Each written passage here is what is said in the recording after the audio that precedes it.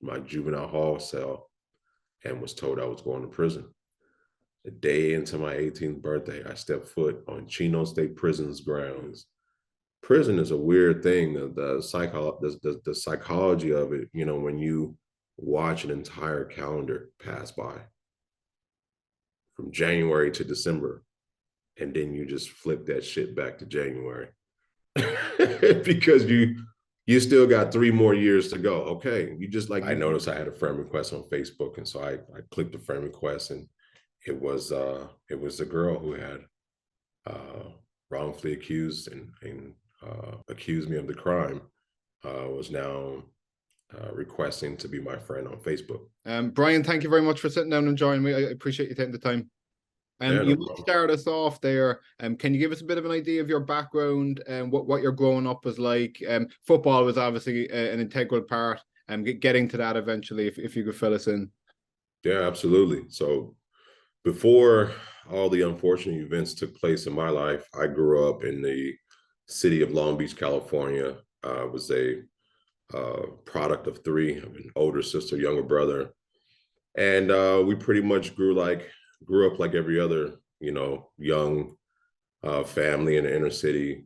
You know, single mother, and she raised us good. She raised us right. You know, she taught us how to respect people, how to respect ourselves, how to uh, uh, you know, knowing the difference between what's right and wrong, and always striving to be the best that you possibly can be. She was that person. So we always had um, that motivator, that teacher in our lives. And, you know, sports was also a big thing too. We got into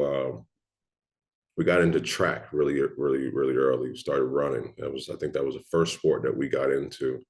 And then that moved on to basketball. Then eventually we, you know, at around, I want to say 9 or 10 years old is when I first tried my hand at contact football.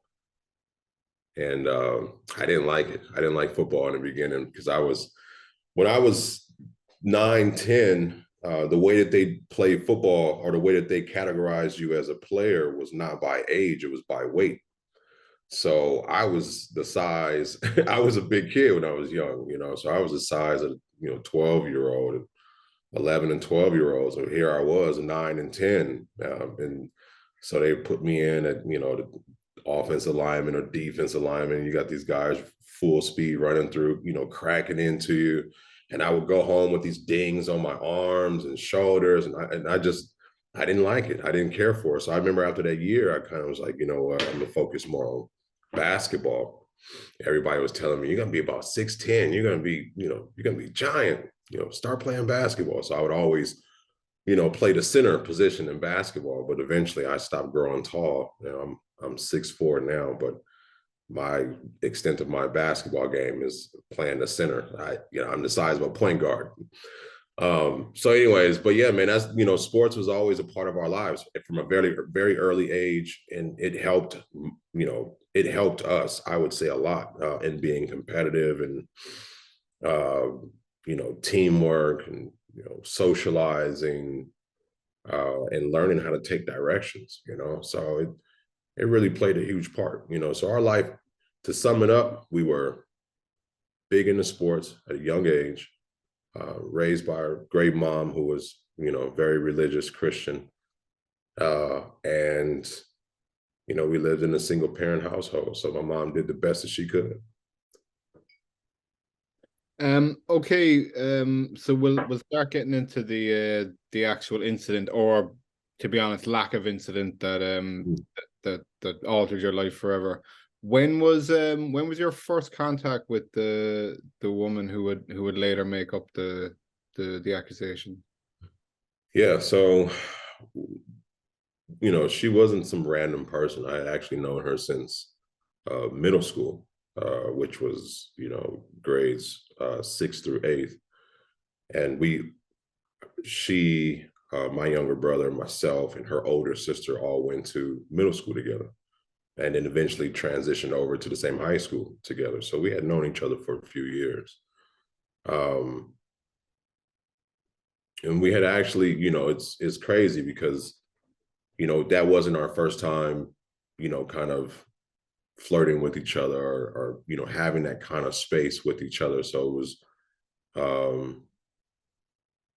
the way things transpired, just to this day, just really just it just still doesn't make sense to me, you know.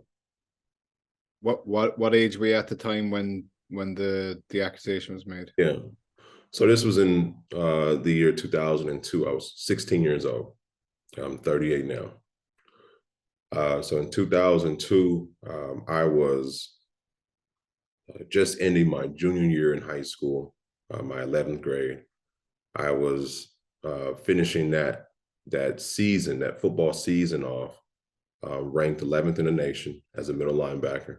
I was being recruited by a ton of schools, D1, D2, some of the biggest schools that, you know, are sought after today were looking into having me come play for their team.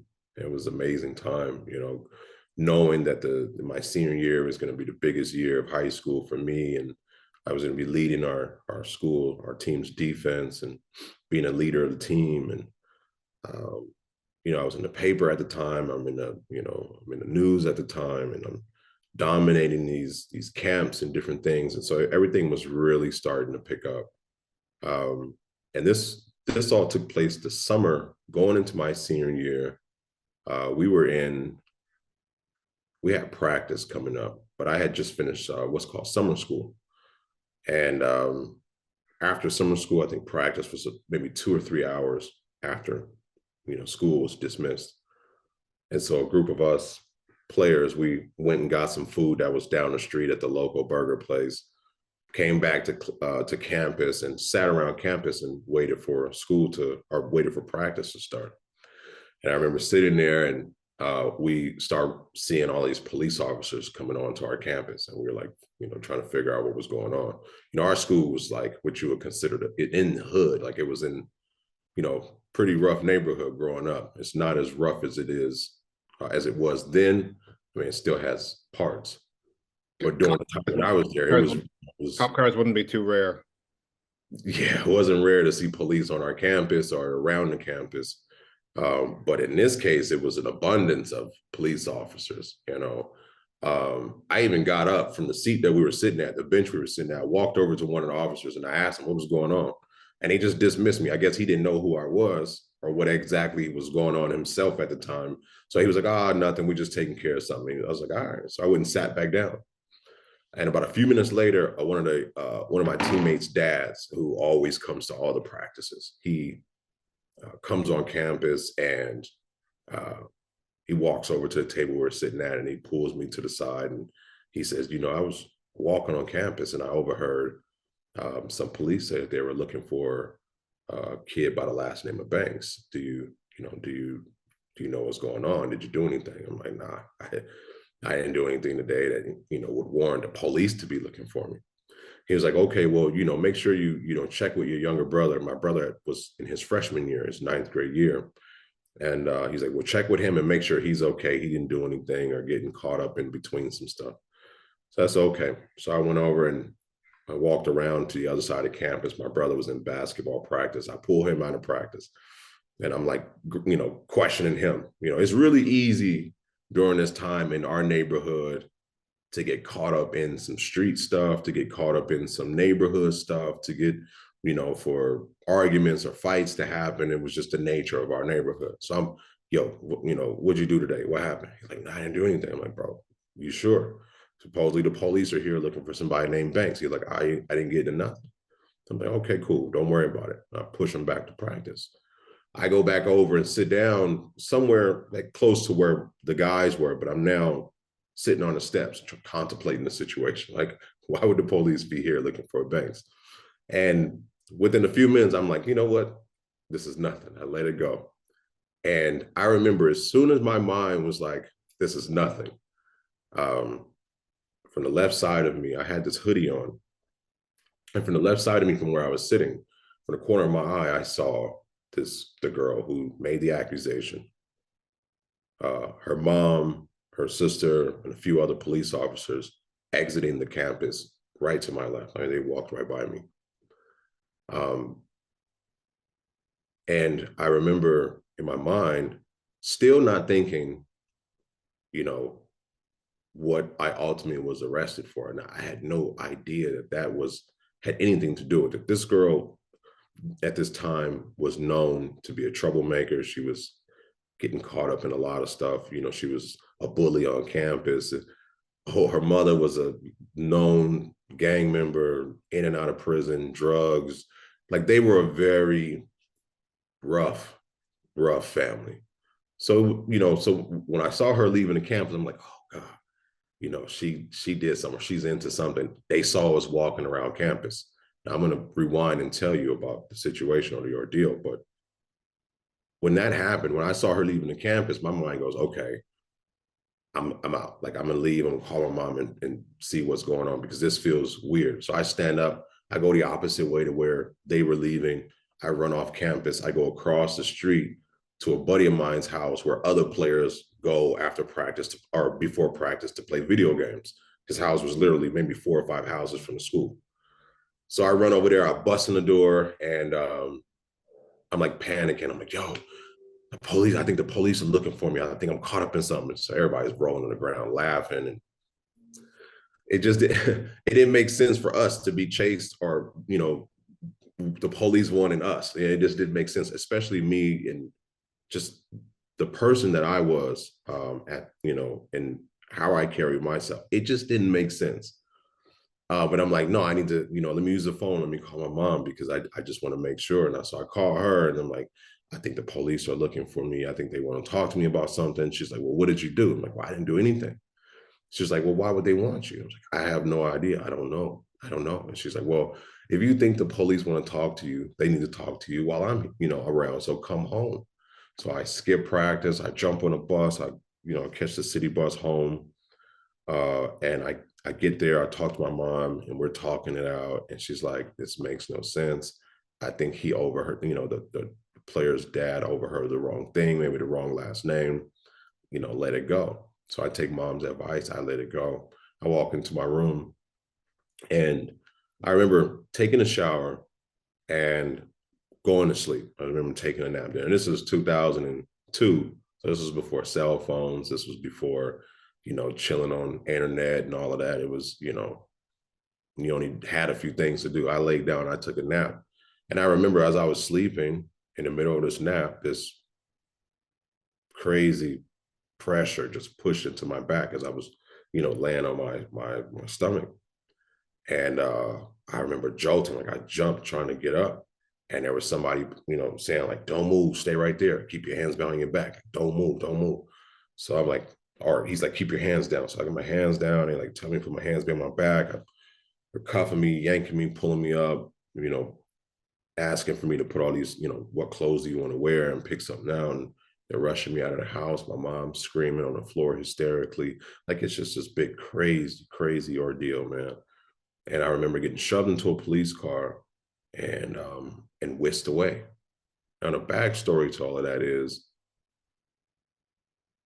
earlier that day, I had stepped out of my class. I was during class of summer school.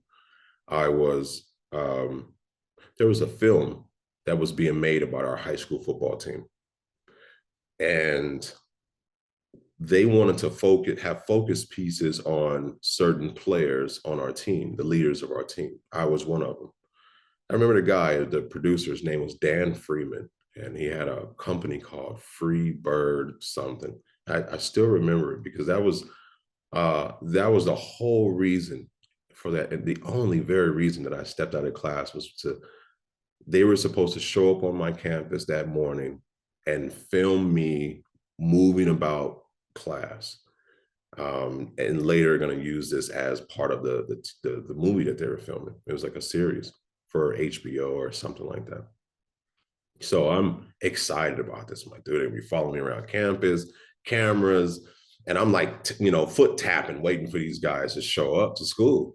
And they're just not, you know, it's later and later and later. Finally, there was one girl, I believe, that I knew at this time that had a cell phone. Like it really wasn't a big thing then. And I asked if I could, can I use your cell phone? Like, I gotta make this call. I gotta call this guy about this TV show. So she's like, cool. So I asked the teacher, can I step out of class to make a quick call. And the teacher said, if you're going to make, now this call would have been me stepping outside, right outside the door of the class, which was this class in particular were in a set of bungalows that were away almost kind of from campus near the football and the baseball field. So it was a little bit of ways away. It was these temporary bungalows that they were using while they were expanding portions of the school. So it would have been as simple as me stepping out of my class right there outside the door to make my phone call, and I would have came back in.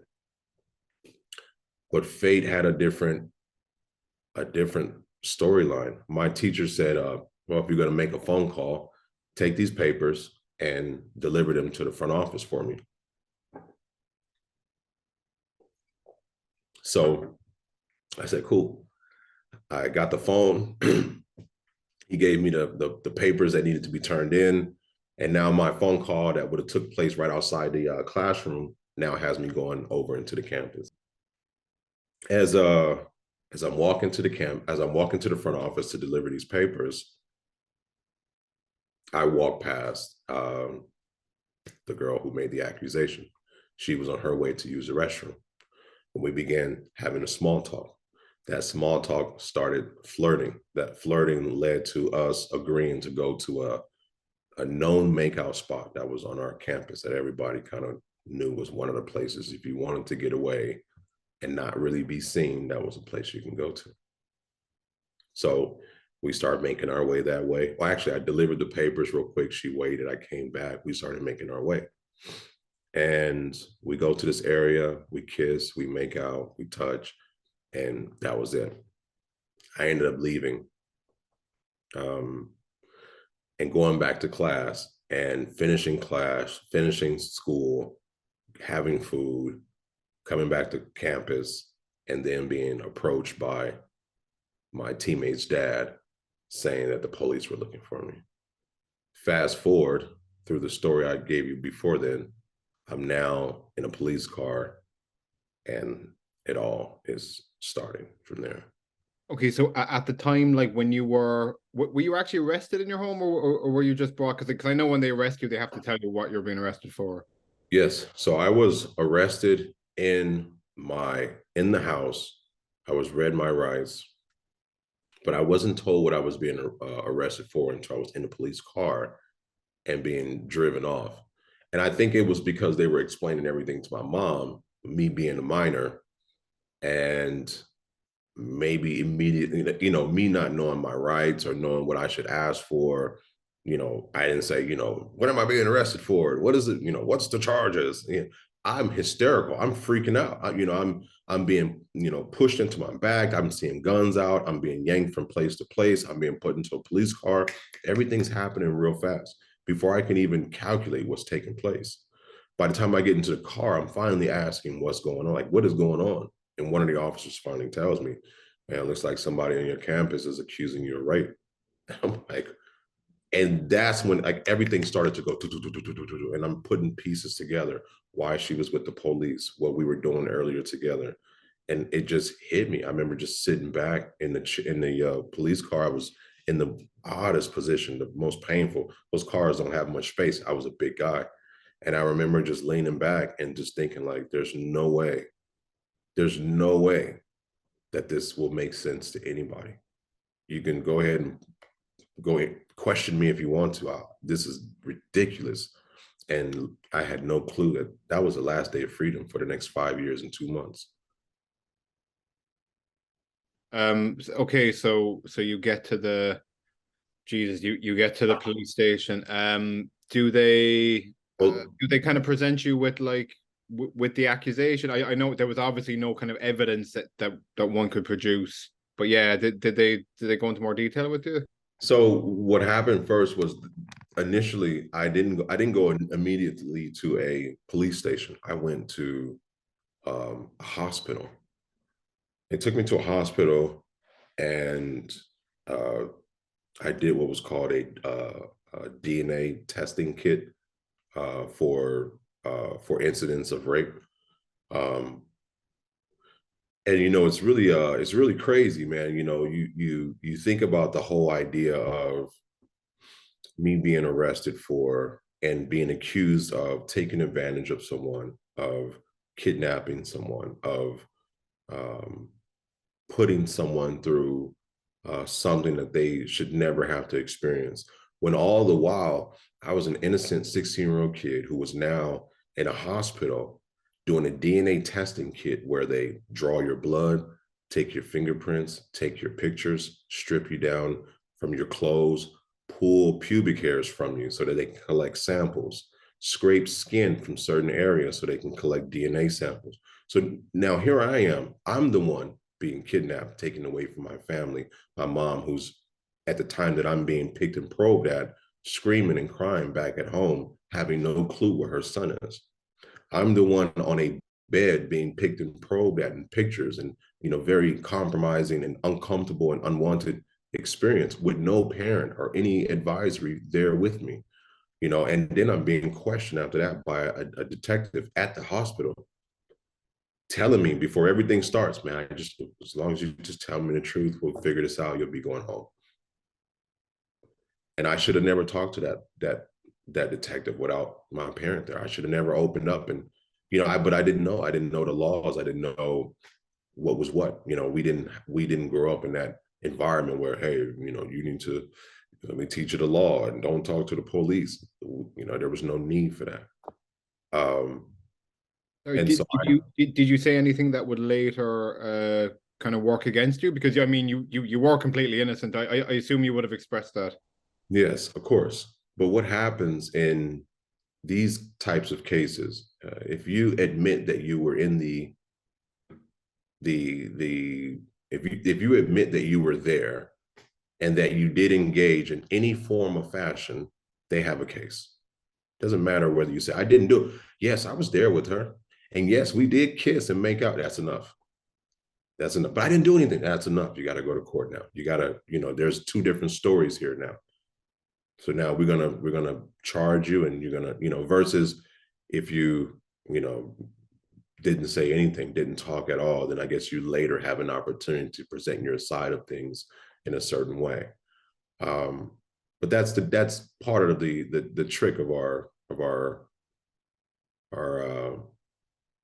the way our detectives and police officers go about interviews, is by trying to get on your good side and appeal to you as that I'm here to help you. I'm here to get down to the bottom of this for the sake of you. When all in actuality is it's not that. I just want you to admit that you were there and that you engaged in some way, and I got myself a case. And so that's all it took. And no matter how many times I say it didn't happen, and no matter how many times I say this is what actually happened, it was the simple fact that I said that, yeah, I was there. And So, something did happen, even though it wasn't anything that shouldn't. And so after the interview, I went to a police precinct where I sat for hours and hours and hours, where I was told over and over that everything would be okay. They just were doing some necessary investigating. But by the end of those at, hours, at no stage were your mother or the lawyer to come. I was literally in a jail precinct holding tank for maybe 5 or 6 hours by myself, just sitting there. I had no phone call, no anything. I'm just sitting until they figure out what was next. And the whole time I'm freaking out. I couldn't believe I was handcuffed, arrested, all the stuff that happened with the doctor. And now I'm sitting in a jail cell, uh, like a holding tank, and I'm just constantly thinking like, dude, come open this door and let me out. Like I'm thinking they're gonna come open this door and this is over.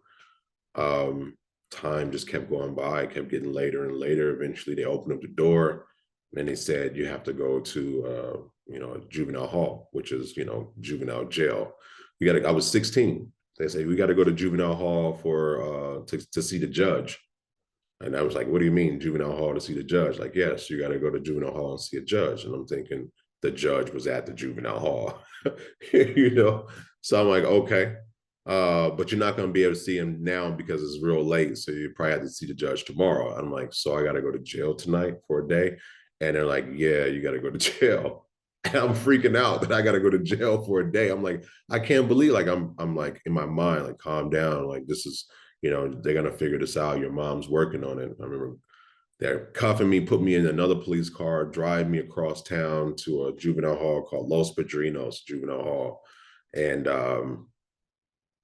they process me in, stripping you down, making you shower, watching you shower, making sure you don't have any weapons on you, patting you down, all this crazy stuff. Intake. And I get to finally get to the module where they're gonna house me. And it was so late that they couldn't put me into a new cell because they didn't have me processed all the way in. So they put me in this dorm where they usually set up for, lunch and breakfast and dinner and game room. They put this little floor, I don't even know how to explain it. It's like a lifeboat type raft of a bed, but you put a mattress inside of it, and gave me a couple blankets and was like, hit the floor. This is you for the night.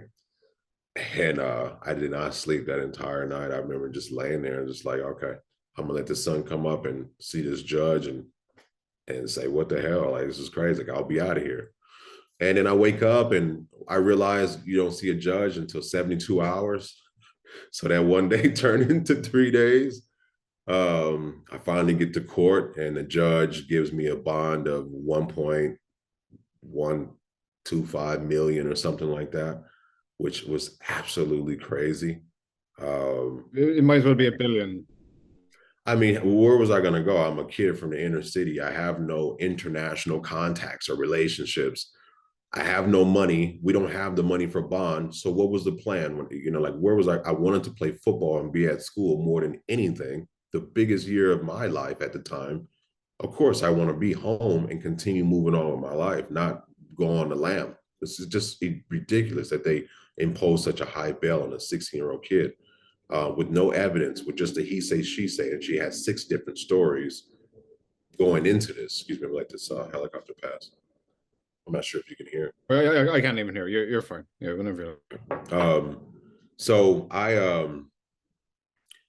that wasn't even the worst part. They posed the bond.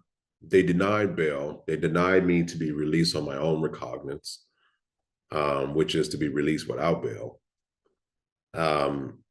And then they proposed a new court date that was 2 months out.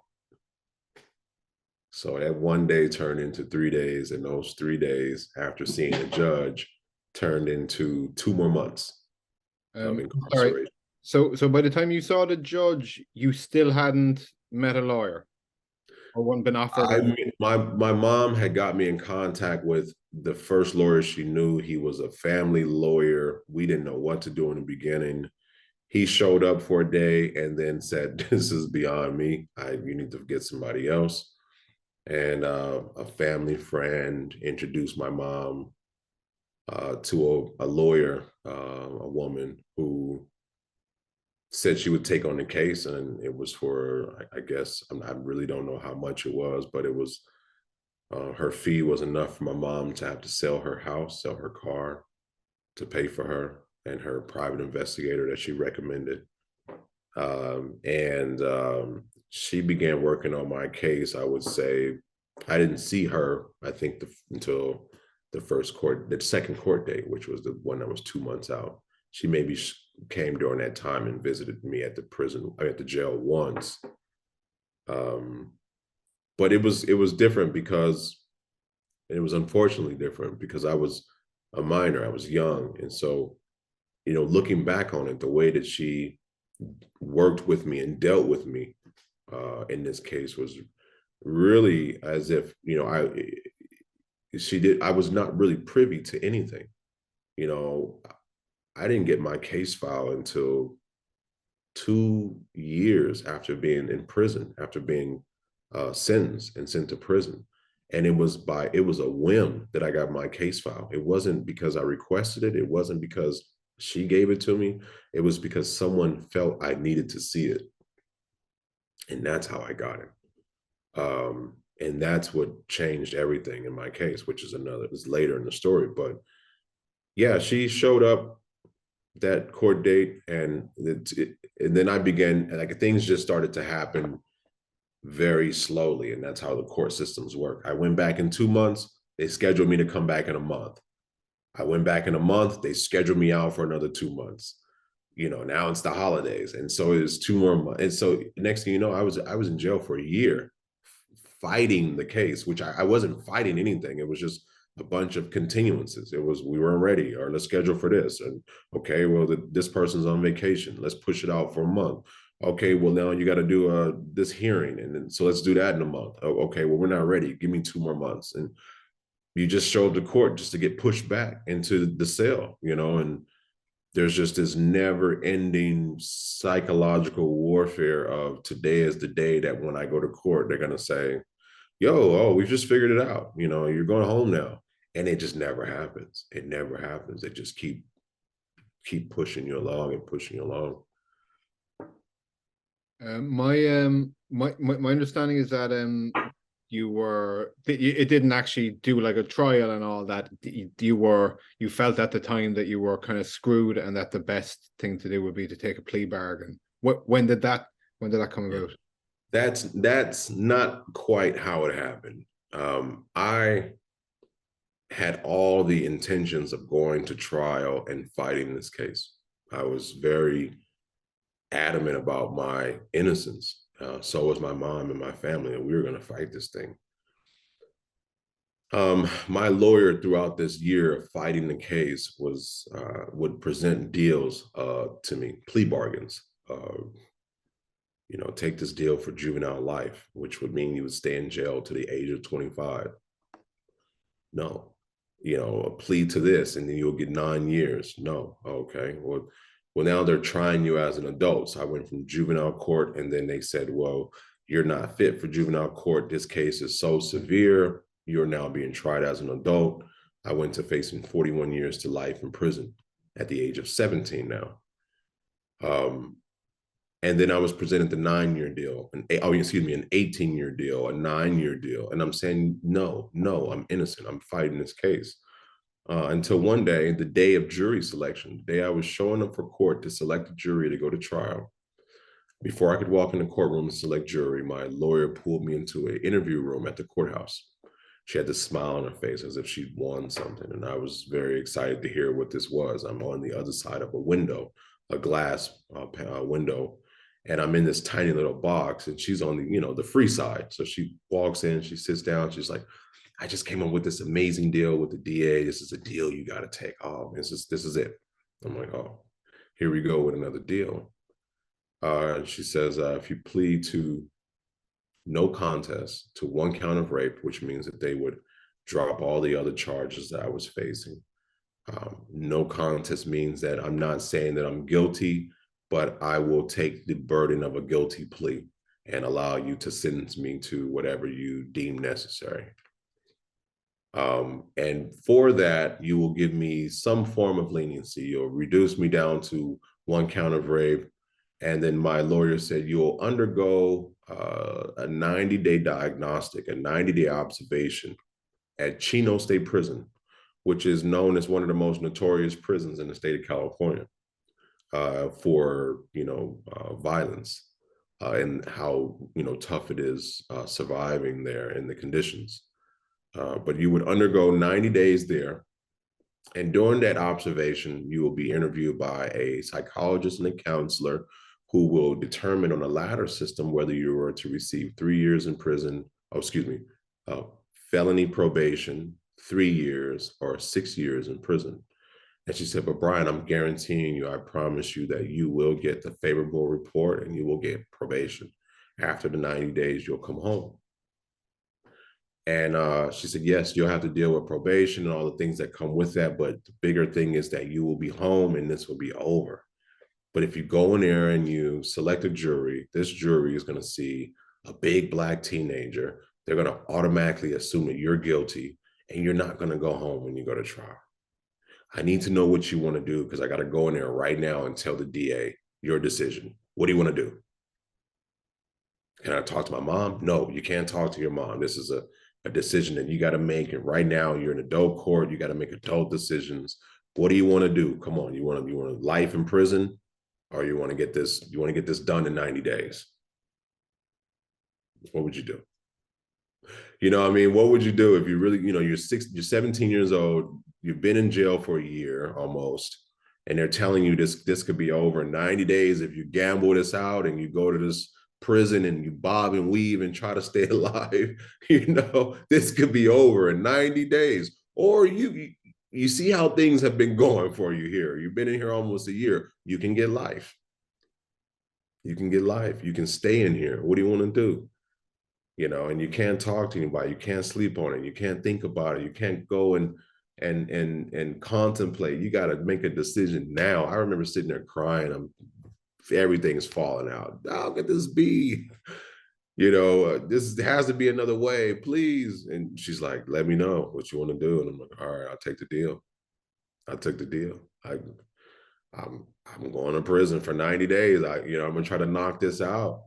And I'm home. I can get back to playing football and get back to school and figure out the best of my life. And I remember walking to that courtroom. My mom and family were there. They were thinking I was about to select a jury, and I start pleading out to a deal and pleading no contest to one count. And everyone's breaking down crying. And I'm very confused at I'm still lost too. I'm confused, and I'm just, the judge is reading off conditions, and I'm just like, yes, sir, yes, sir, yes, sir. And I turned around and told my family I love them when it was all said and done.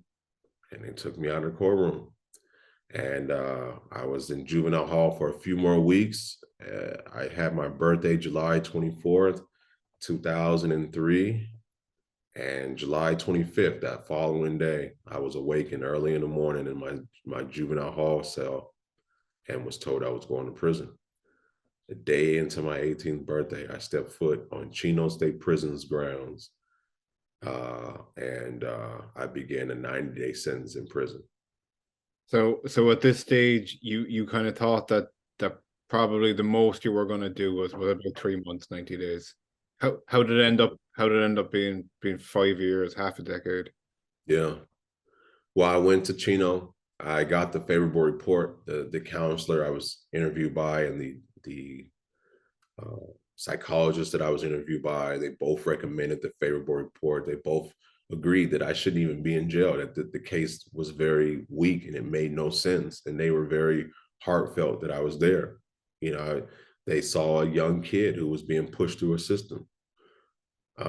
So they did the best they could, which was the least sentencing possible.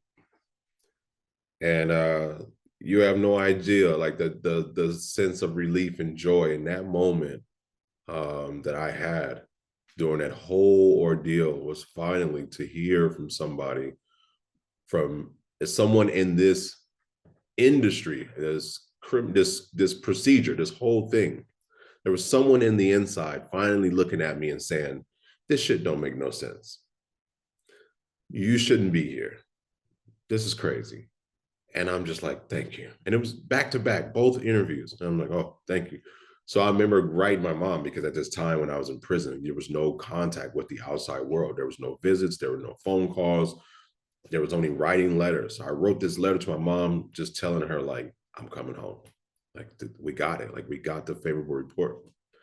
And finished the 90 days. I was taken out of prison, sent to now county jail because I was 18. And so I went from juvenile hall to prison to now LA County Jail, which was another thing in itself. For those who don't know anything about LA County Jail or Chino, it was rough. It was definitely an experience. So I eventually, in a few weeks from county jail, went back to court, stood in front of the judge, and the judge, after reading supposedly he said he read all of our character letters, and he allowed the person who made the accusation, he allowed the mother of that person to stand up and give a statement, which was one of those statements you would see on like crime TV, when someone committed the crime and the families addressing that person. I experienced that. Like I was in a chair while I was berated by a parent who was telling me how I took advantage of their daughter and all of these inhumane things and what I really should be getting, and that this sentence was too soft. And it was just it was, I couldn't believe that I was hearing the stuff that I was hearing. Everything in me took everything in me to not say something back and to just scream, I didn't do this. But after that, she sat down and the judge gave me the higher term of 6 years anyway, even with the favorable report. He skipped over probation, skipped over 3 years, and gave me the higher term of 6. I had never been arrested before, never been locked up, never been involved with the police in any, or the courts with anything. And here I was with, at 18 now with a 6-year sentence, and I had to serve 85% of that time, which was a total of 5 years and 2 months. You mentioned there about prison being a fairly rough place. How did other prisoners, if you would even discuss it, how would other prisoners react when you told them that, look, I'm completely innocent, I didn't do this at all? Yeah, prison is kind of a don't ask, don't tell environment. You don't go around pleading to other inmates about your case. They don't give a fuck. I mean, I'm dealing with what I'm dealing with too. I can give a shit if you're innocent. I'm innocent too. Like that, you know what I mean? Like we're all innocent up in here. If that's the case, like, so what? You know what I mean? I'm not the jury or the judge. I don't care. So it's kind of like you don't go around pleading to other people dealing with their own things, and you definitely don't open your mouth up about what you're in there for, especially when you're in there for something like what I'm in there for. um I knew very early on that what I was in jail for was something that can get you killed. And so very quickly and very early on, I started to devise this whole story of why I was really in there. It was something totally different. If I was ever asked, it was that I was in there for a home invasion that some buddies of mine did to someone that we knew, and he threw my name in the pot with everyone, and so I got locked up, and now we're dealing with that. So everybody always thought it was a home invasion. Now, mind you, other races, when I mean by race, I mean by the color of your skin. Other races in the state of California move differently when it comes to new inmates coming into their space. For instance, white inmates and Hispanic inmates will require you to produce your court paperwork upon entering the facility. We want to see what you are in here for. And if you're in here for something like what I was in there for, you'd be in a hell of a lot of trouble. So sorry, meaning that if you were white, the white people would make you show them, or absolutely, yeah. As soon as you come in, I mean, let me see your paperwork. Yeah, pull out your court files. But you never had to, because the black inmates, for black inmates, it was more of don't bring up. We don't really care what you're in here for, as long as it's not something that is hitting the news line. Someone from on the outside has told us about you that you're bad business. Someone in here knows about you that you're bad business. As long as you are not bringing something that could hinder all of us by harboring you, and we didn't know that you were either this or that, then it's kind of like don't ask, don't tell. But if you bring attention to yourself, or something brings attention to you, now we're gonna come question you. So I was never asked coming into prison, per se, what are you in here for, and prove it. But for other inmates, it's totally different. Given that you didn't have like a criminal past, and I'd have to imagine, like, if someone had been like kind of a gangster, or kind of lived that sort of life for years, then they'd be at some sort of an advantage going into prison, given that they're used to dealing with the types in there, and they might kind of know the lingo and so on. Did you feel it was like tougher for you, given that you didn't come from that type of background? I grew up with the lingo, through my neighborhood. The lingo in prison is the lingo in the streets where I grew up. I grew up around the gangsters. I grew up around the criminals. I grew up around the hardened guys. Like, those were my, family members. Those are my neighbors. Those were my football coaches. Like, Long Beach in the early 90s, in the early 2000s, I mean, the late 90s, early 2000s. It was a community where, some of the biggest gang members were also the high school, were also your Pop Warner football coach. You know what I mean? And it just was what it was. You know what I mean? So when I got arrested and I finally went to prison, um, you know, I was able to reach out to family and certain folks that I knew to make phone calls for me to people that were already in there, that I was coming. So I was able to channel certain things and make certain things happen that ultimately kind of helped me along the way. When I got to where I was going, people either knew who I was because of the people that I was able to get some word out to, or they just knew me from Long Beach. I was in the newspaper. I was on, what I mean? So there was one instance, only one in the 5 years and 2 months that I was locked up, where there was this guy who so in prison in California, you roll with your own people, and it's all broken down systematically. The highest level of breakdown is by race. First of all, you stick to your own race.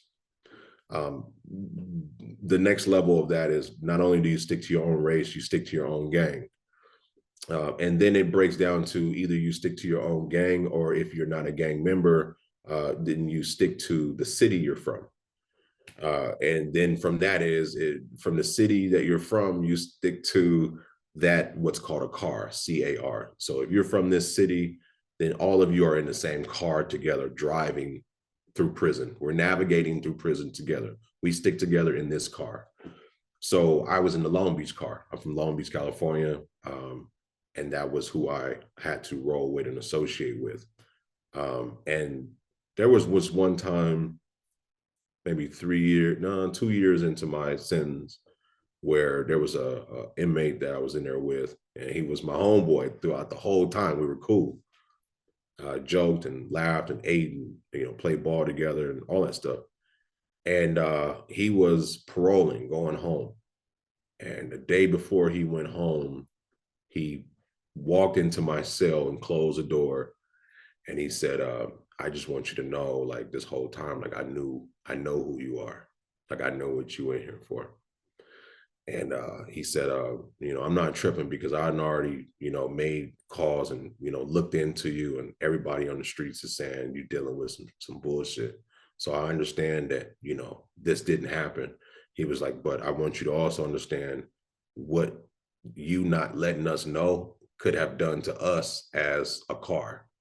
We are carrying you around while you have this, and we don't know anything about it. He was like, all they could take is me to say something to somebody else, and it could be a totally different. Like, he pushed me to the side, and he kind of like, gave me like that, like, I know, what I mean? And that was only, and the dude was like, if worst came to worst, he was probably half my size, when he came into the cell. Like, between the two of us, I had no problem with what he was saying to me at the time, but I, from that 24 hours from once he said what he said to him leaving, was kind of like, oh, God, I hope he doesn't change his mind. And luckily nothing ever happened. But yeah, that's pretty much how it works, man. Yeah, you definitely could be in a whole hell of a trouble, based on what you're in there for. How did you pass these 5 years of not having these things that you loved before, like your football, sports, friends? Did like a typical day play itself out over and over again? Yeah. Your life, the way you leave is two things happen. The way you leave the free world is, one, how people will remember you, and two, how you will remember the free world. And especially when I think it's hard to even deal with and cope with it as a person in prison who has actually committed a crime. You know what you did, why you're being sentenced, and there's still the struggles of dealing with being taken away from everything to be true. Imagine that happening to you when you didn't do anything at all, when you actually are innocent. So yeah, I'm constantly being reminded of my team. This is my senior year. Oh, this is the day of the first game. Oh, this is here they are. They're getting recruited. Oh, they just walked on the graduation stage. Oh, yeah, this is the day that all my guys check into their scholarships at the new universities. Eventually you get to a point to where you just say, I have to let all of this go. I just got to let it go.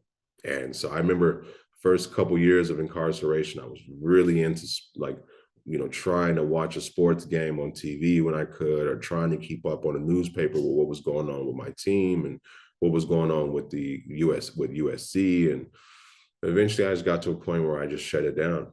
I was not going to get out of prison mentally sane if I continued to hang on to what was no longer real to me. I had to fully embrace where I was. It's crazy because prison is a weird thing. The psychology of it, when you watch an entire calendar pass by from January to December, and then you just flip that shit back to January because you still got 3 more years to go. Okay, you just like you counting down. You literally will watch the countdown on a little small TV, and then you'll think to yourself, okay, 3 more to go, and you just reset it, and you go back for and that's for me, and for others it's okay, 17 more to go, 19, 28 more to go, and it's just this craziness. Anyways, but yeah, man, you have to let it go. I had to let it go at some point and just no longer think about what once was, and focus on what's now, and how do I get through it, and how do I, who am I going to be and what am I going to be when it's all said and done. How did you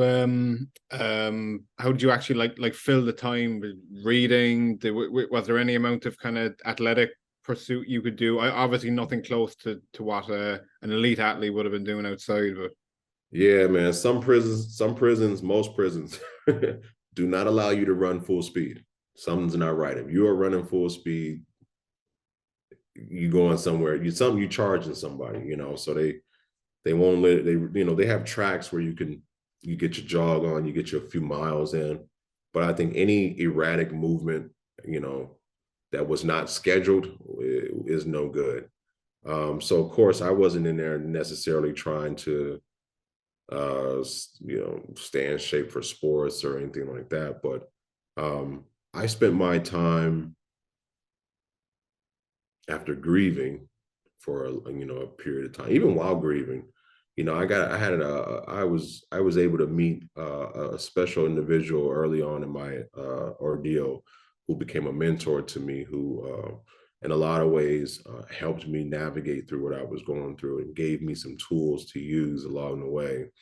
So that really led me to taking a huge interest in books. I was reading a book or two a day. You just have nothing but hours and hours of time to do anything.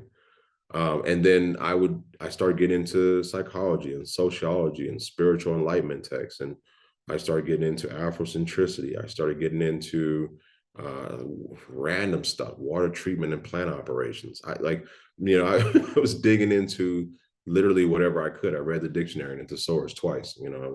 I would, write the words down and the definitions, and then I would apply them. And when I would go out to sale, I would start talking to people and would use these words, and they'd be like, "Yo, this motherfucker is just, like, what are you saying right now? Like, what?"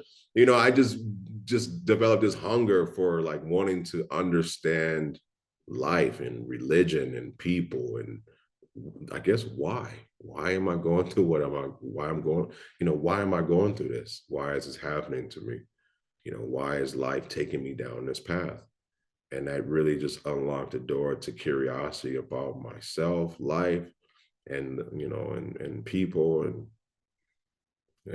so that's how I spend my time, man, just being really curious in books and studying and learning.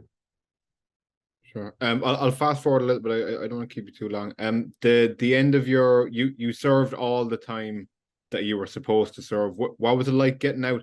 Obviously, you still had I believe it was 5 years probation, so you weren't quite a free man fully. Yeah. But what was it like? What was it like getting out of prison after Yeah, over half a decade in there? yeah. So I paroled August 29th, 2007 at the age of 22. So I had spent my 17th, 18th, 19th, 20th, 21st, and 22nd birthday behind bars. At the age of 22, I paroled um, with the intentions of going back to school, pursuing, a junior college and playing football. I really wanted to get back into playing sports and just trying to make the best of my life. I wasn't thinking NFL. I wasn't thinking, and doing something bigger than, just having an opportunity to play again. So I paroled and got into a school. I actually had enrolled into a junior college with the help of some really cool and amazing people, along with the head coach of the junior college's football team. They helped me enroll in the school prior to being out of prison.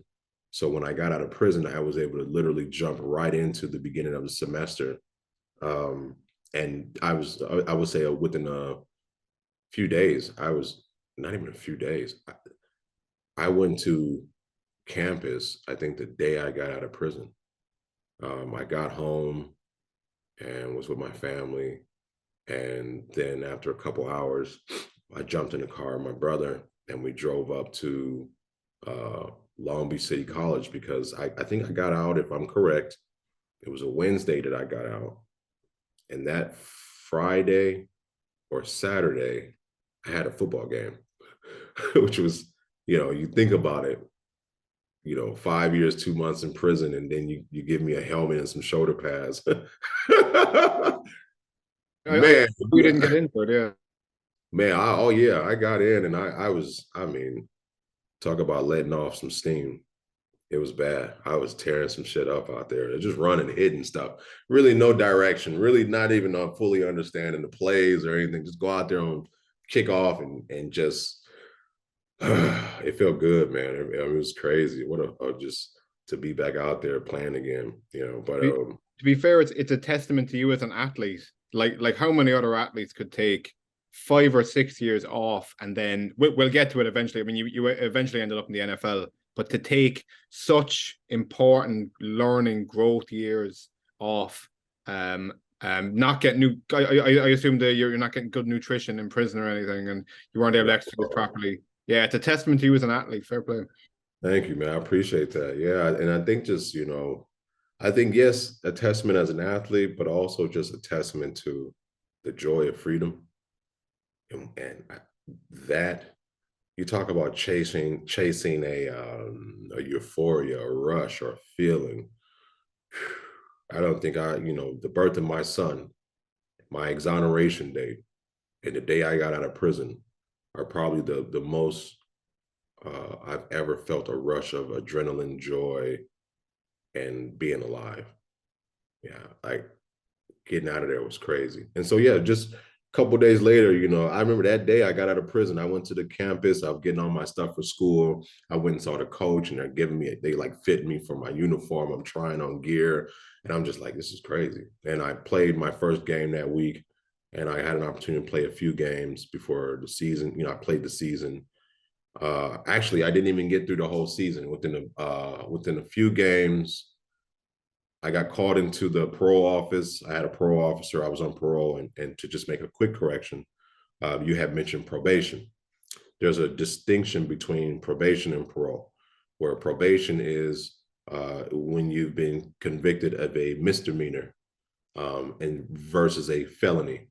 When you've been given a misdemeanor for a petty theft or petty crime where you only went to the county jail for that, you can be placed on probation. If you've committed a felony which has sent you to prison, that is now means for either felony probation on a very small minor offense, which probably won't happen unless it was a very tiny offense. But for the most part, you're going to be on parole because you went to prison and you paroled from prison. So I was given a mandatory sentence of 5 years of parole, strict custody parole with certain guidelines and restrictions. as a registered sex offender, which in the state of California, they would call a 290 registrant. And regardless of what your sex offense is, whether it was you walked out the house naked to get the newspaper and the neighbor's kids saw you, or you did some of the most heinous things ever, you are blanketed into the same process, system, and the way they treat you, and your requirements and your restrictions. All of it is the same. All of it is the same. So I could live within 2,000 feet of any school or park. I had to register wherever I lived as a sex offender. I was on the websites, the Megan Law, and all these different things. I had a curfew. I had to wear this GPS tracking device on my ankle, for the whole 5 years that I was on parole. So with that, I couldn't play football anymore because I couldn't leave the county under any circumstances of Los Angeles. I couldn't risk having this thing on my ankle being ripped or torn apart. So I didn't have it on my leg for the first few weeks of parole. They implemented this new law right after I got out that required us to wear the GPS tracking devices. So within a few weeks of being out, I was given this GPS. I had to quit football, and subsequently I just let go of school altogether. I said, well, fuck it, I'm just done with this. Like, this just put a, it put me back into incarceration. I was locked up all over again. And so it just really messed me up, and it took me a while to just kind of get back in line and figure things out and try to have that hope for pushing forward. But yeah, football was over again. That wave of football was over once again. Again, with a fast forward a little bit, one of the more unique and fascinating things about your case is that you were eventually able to record the woman who made the false accusation. You were able to record and get physical video and audio proof that she made it up. You might take us to how that began. Yeah. So as I said, Far after, yeah, how long after prison? I forgot. Yeah. So as I was given a 5-year sentence of parole post prison, and 4 years into the 5-year sentence, I was, I hadn't been able to find any kind of work that was long term, any good jobs that would wanted to hire me, and here I am 4 years later, still chugging away trying to find some form of employment. I'm online doing the whole job searching, and I got bored and tired from it, so I wanted to take a break, and I go over to Facebook, and I noticed I had a friend request on Facebook, and so I clicked the friend request, and it was a girl who had wrongfully accused and accused me of the crime, was now requesting to be my friend on Facebook. And man, I remember slamming the laptop down and just kind of stepping away from it, and just I kind of I felt like I like blanked out, not really blanked out, but I felt like I just left. Like I just had like an out of body experience for my whole life. That whole ordeal of prison and everything, that it just all flashed before my eyes. But I couldn't believe that I went through all of that. And now I have a friend request from the person who put me through it. For no reason. It's not even as if you had some beef or some dispute and she was like, oh, fuck it, I'll do this. We later, I think I'll get to that. But yes, you're right. You're right. And so I remember thinking that, I've got two options here. I could get on here and just start going crazy with what I want to say, mother this and this and that, and just rip one. Or I could play chess and not checkers and really figure out if this is actually her. And if it is actually her, if there's a way for her to tell the truth. So instead of freaking out and going crazy or blocking the page, I sent a message to it and I said, why would you friend request me? And the response within a few minutes came back, said, I was hoping we could let bygones be bygones. I was very immature back in the day, and I can assure you I'm very mature now, and it'll be great to see you. Wow. My life flashed before my eyes again. Like I'm just sitting here freaking, like I'm shaking, I'm sweating. Like it's just, it's hard to explain where I was in this time. And so I sent another message back and I said, would you call this number? Because I still didn't think that it was her. I was like, this just doesn't make sense. Like I went to prison. I'm on parole. I'm a sex offender. I'm all of these, I'm lower than low. I'm dirt. Like what, how could, why would you, how is this happening? Like it just didn't make sense. And the phone rang and it was her. And I remember just sitting there in silence for like a few minutes. We both just sitting there and I'm like, I'm listening. I'm like, I'm on my like, super radar. I'm listening, trying to listen into the back of the phone call and see what the sounds are back there. And if there's other people on the phone or what's going on. And so I'm like, why would you, I'm with the questions, why would you friend request me? And she's just uh, kind of repeating what she said on the message, but then asking, have you seen my pictures on Facebook? I saw yours, and you look good. Like you've grown up. I love to see you. Have you seen my pictures? What do you think I look like? Um, I was hoping we could hang out. Now I'm thinking like, prison has developed this intense amount of paranoia in my life where I'm constantly, mindful of everything. And so now I'm thinking, this is really her, but she's trying to set me up to either go back to jail or to like kill me or something. Like I don't know. My mind is everywhere. Like this is a setup. This is something. This is not right. This something doesn't make sense. And so before dismissing it and going crazy, I'm still thinking chess, not checkers. I'm saying, well, maybe we could figure something out, but you got to come forward about what actually happened. And she said something along the lines of, well, we can hang out and chill. Maybe I'll think about helping you. And that was the conversation. And it went from there. I sat on it for a few days. I was dating this girl at the time and living with her. And for a few days, I just sat on it. Like I didn't know what to do. I didn't call anybody. I didn't tell anybody. Like I was just scared. I just thought that it was a trap. And so for those few days that I didn't do anything about it, she's texting me every moment of the day, every day. When can I see you? When do you want to hang out? When are you free? What area do you live in? Where are you now? What are you doing? Are you free now?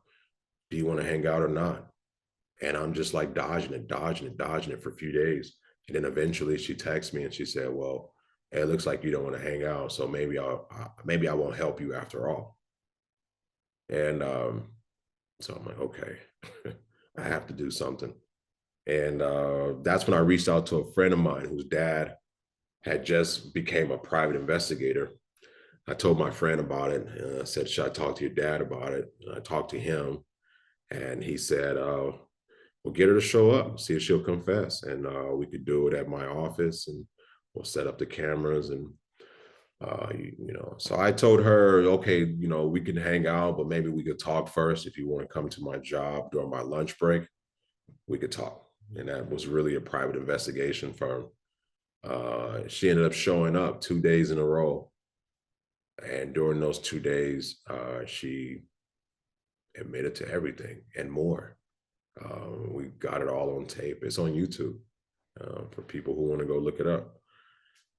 But we got all of that. And that was when my life, that was when things, oh man, so much happened. Like so much happened, during that time. Like here it was when she left that second day, she was interviewed by the private investigator, and she admitted everything to him on tape. And then when she left, we rejoiced and jumped and were screaming and going crazy. It was me, it was him, it was his wife.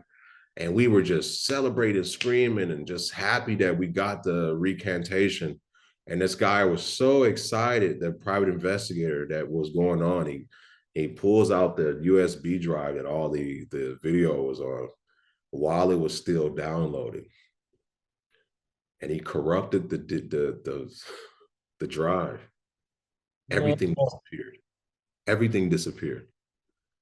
People don't know this. Everything disappeared. And I think I put it in my book. It's in the book. Yeah, I wrote about it. And so I remember he sat there, he broke down crying right there. And I had no emotion. I couldn't even cry. I couldn't get mad. I just sat in the chair and I was just gone. My mind was just gone. And he's crying, his wife's crying. Eventually we start reaching out to all these different repair companies that can repair this type of stuff. Found a guy who said he can do his best, went there, and I think it was 48 hours of just, and he was able to recover 60% of all of the footage, not everything, Including that 60% was everything that was needed. Yeah. It was about maybe 30% of the first day she came, which was just the two of us going back and forth talking. And it was really me trying to get her to understand all that I had gone through and experienced because of the lies. And every time I would say something that I was going through, she would just reply, "Oh, I was going through some stuff too. You know, I sued the school district for a lack of security. You know, that money they gave me, she got $1.5 million from a lawsuit." She said, "Well, you know, everybody was hating on me because I had all this money and everybody was trying to get money from me. And, you know, I started getting all these haters because I was, you know, I had this and I had that. And so it was hard. And then they were trying to make me do counseling, you know, because of this whole thing. I'm like, I didn't want to do that. And like, it was just like completely just clueless to. you're the real victim here, yeah. So that was majority of that conversation went missing. But the second day that she showed up and she was interviewed by the private investigator, who literally was asking her just straightforward questions of, did this happen? Did this happen? Did this happen? We were able to recapture and save all of that stuff. So did she go into, I assume the question of why would come up. Did she ever go into the why? not really why per se. She more so blamed and pointed the finger at other people. She said that she initially made up the lie, but then that lie grew when more people got involved. 1 second, I got a street sweeper going by now. Okay, I can't hear it anyway. Okay.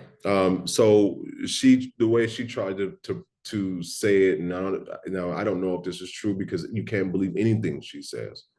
But the way she tried to put it was that, you know, once other people like the police got involved, and, you know, like I had to keep pushing it. Like I couldn't now, you know, if it was, you know, a lie, then, you know, then that would look bad on me. Obviously, you know, I could only imagine with her mom, who was, you know, there was a lawsuit pending maybe days after I had got arrested. They were already ready to sue. Like the mom saw money right away. Right. And so I was, you know, I could only imagine if she would have came forward and said it never happened, her mom probably would have physically abused her or something. Who knows, whatever, you know. But she said, and then what she said was, when I told them what happened, they would then tell me what you said happened, and it made me look like a liar. So I started adding more and more and more because I didn't want to look like a liar. So I remember, so when she said that, certain things started to make sense. I was in prison, I was in jail when I was initially arrested for this, and it was for 1 count of rape. And then within a few days, it was 2 counts of rape. Then it was 3 counts of rape.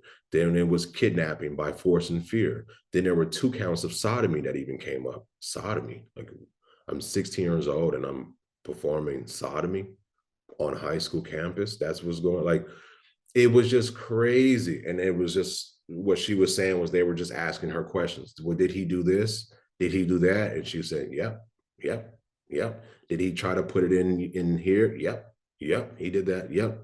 And so charges were just showing up and coming up. Now I'm facing 41 years to life. And and so that basically was what the first conversation that she showed up at the office was about. And the second conversation was her being completely raw with her honesty in that it never happened. And we lost the footage, we got it back. When I got that footage back, I took control of it. I told the guy, give it to me. And I started reaching out to lawyers across the world. I mean, I just started emailing and phone calling, emailing and phone calling. And then it hit me and said, oh, yeah, California Innocence Project. I had reached out to them before when I was incarcerated. I was trying to appeal my case. That's a whole nother story within itself. But they had denied being able to help me because there was no newly discovered evidence in my case that could help. So now I had some newly discovered evidence, this recantation on video. I reached out to them, and I remember Kim Hernandez, the program director, answered the phone, and she heard my plea. They usually get their submissions from the mail, from inmates that are locked up, people that are in prison. And I called and I'm like, ma'am, please listen. I got something I think you guys really want to be a part of. And I've been fighting for a long time. I need you guys' help. So they agreed to meet with me at this location, which was crazy because I couldn't leave LA County. And California Innocence Project was in San Diego, 2 hours away. So I had to make a decision of do I leave the county and risk going back to jail because of the parole conditions and the GPS on my ankle, or do I not go and meet them? So I remember telling the parole officer I had a job interview, but they requested me to go to headquarters, which are in Irvine. They did. The lawyers agreed to meet with me halfway in between LA and San Diego. So luckily he said, yeah, he gave me permission to go and meet for the interview, the job interview. I took this laptop with me that had the video footage on it with the hard drive. And I met with them. We sat in front of I think it was a Ralph's grocery store on one of the little tables where you could eat food. And I popped open the video and I started playing it for them, and their jaws were just hanging on the ground. And they just couldn't believe what they were seeing. And I remember saying, what do you guys think? And they said, you don't need to worry about representation anymore. We're going to take your case.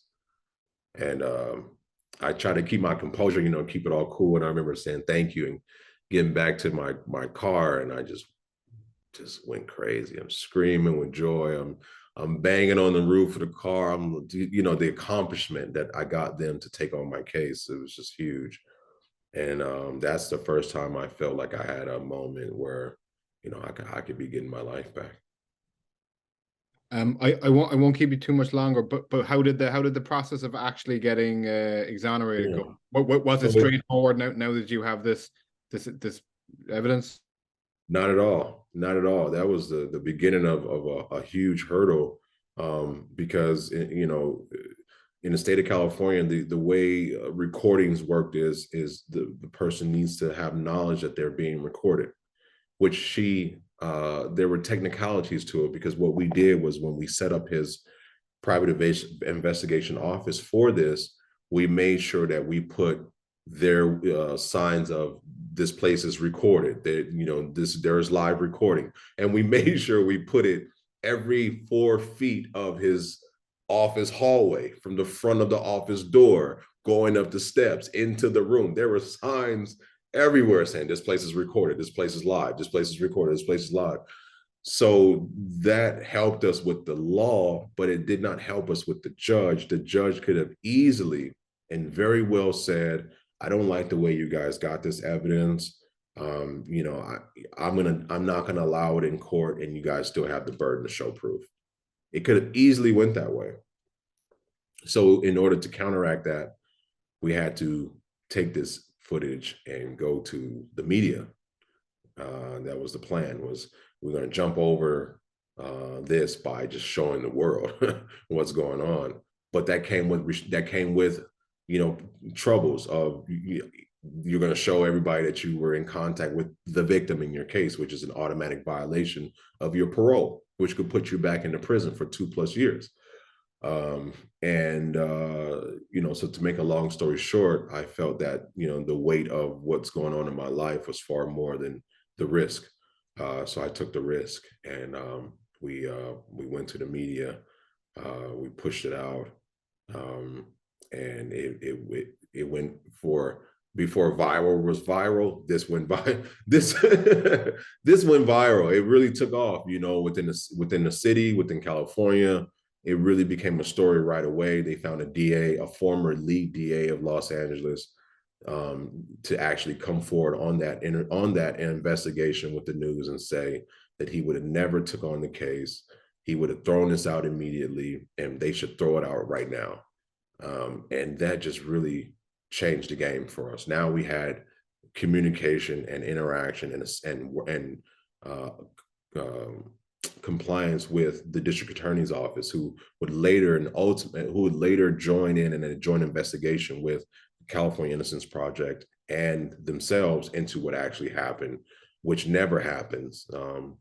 And ultimately, together they all found out, and once they tracked this girl down who went on the run, and did not want to be found, once she found out that she had been recorded confessing, they realized that this was all a lie, and it never happened.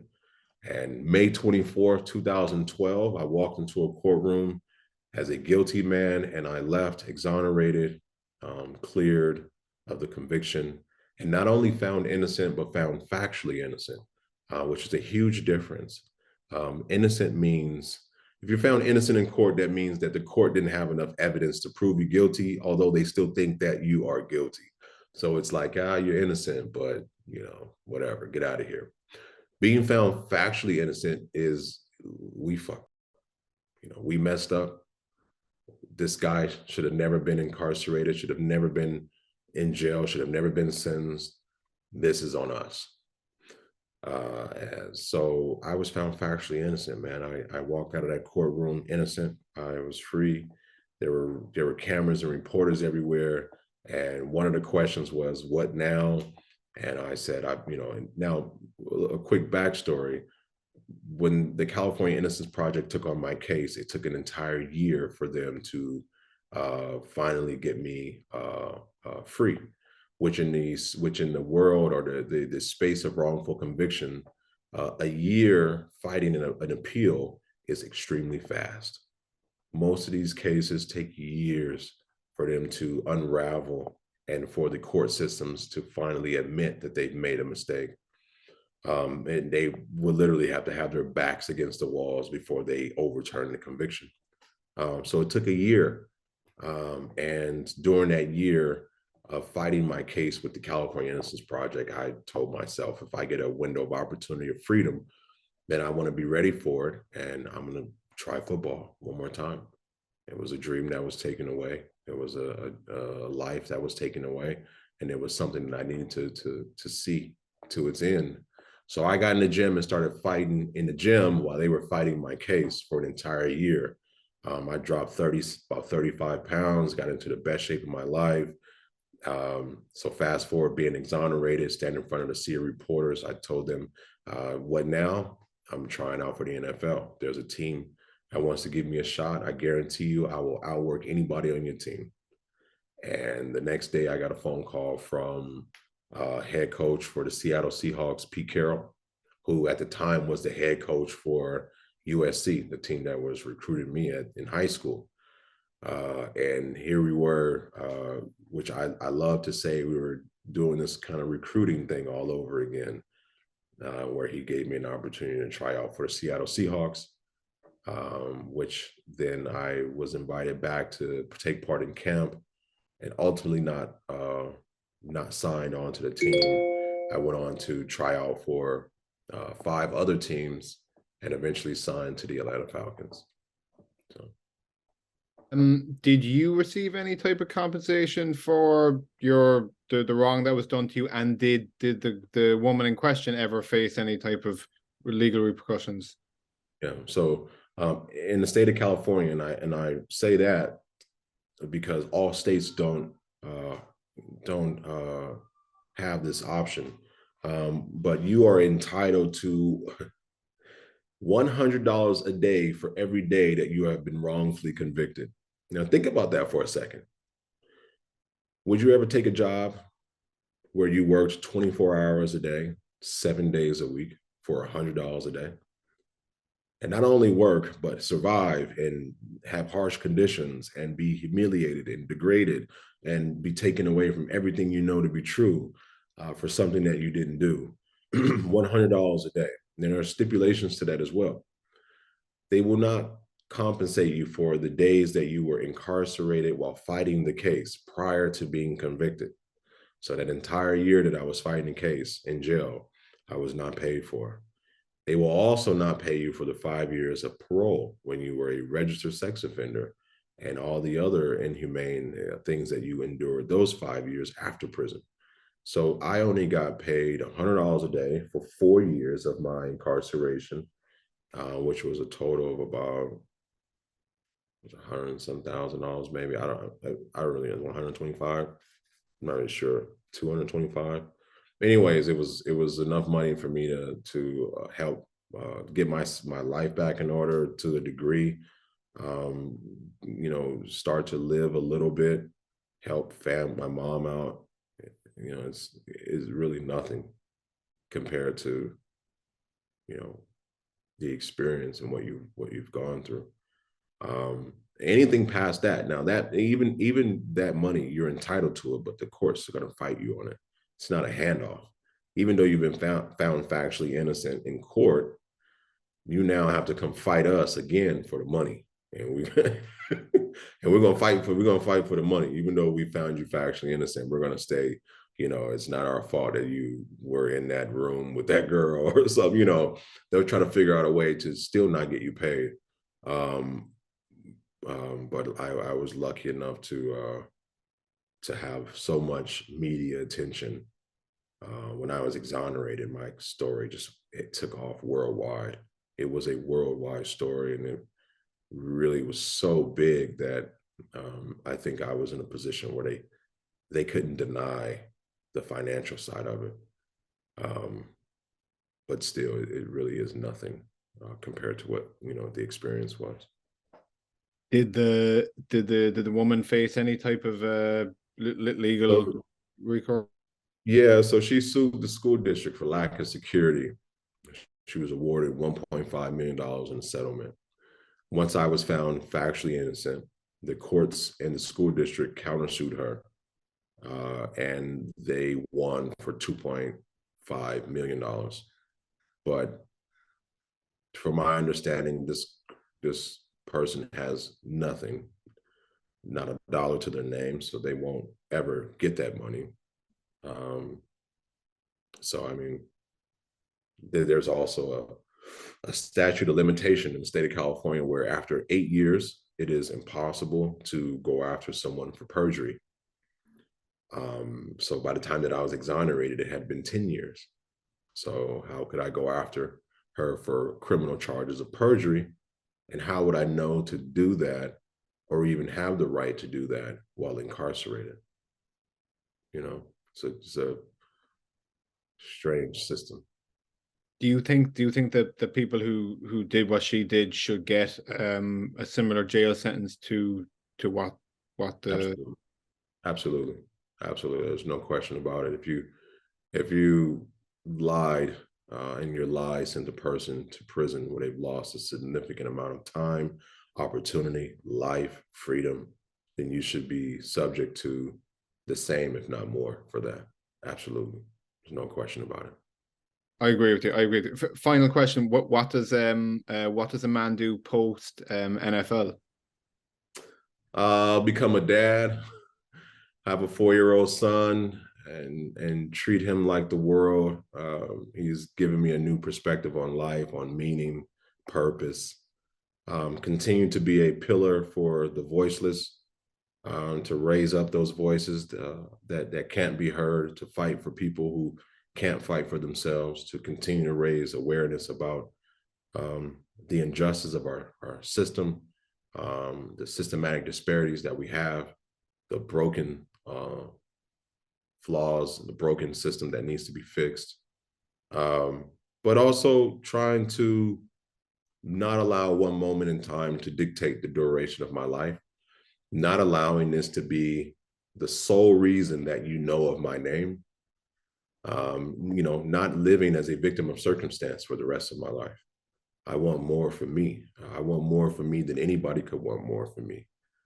So today, I mean, I've gone on to play in the NFL, to working for the NFL's front office, hired by the commissioner of the NFL for 2 years, to hosting a television show on Oxygen, where I further investigated cases of wrongful conviction, to being the subject of a feature film called Brian Banks that came out in 2019, to being an author and writing my book about my life and my journey, and to being a nationally and internationally recognized motivational speaker and public speaker and traveling, continuing to spread the word of the voiceless, as well as champion for resilience, and pushing, helping people to recognize their inner strengths and pushing forward through some of the worst times of their lives.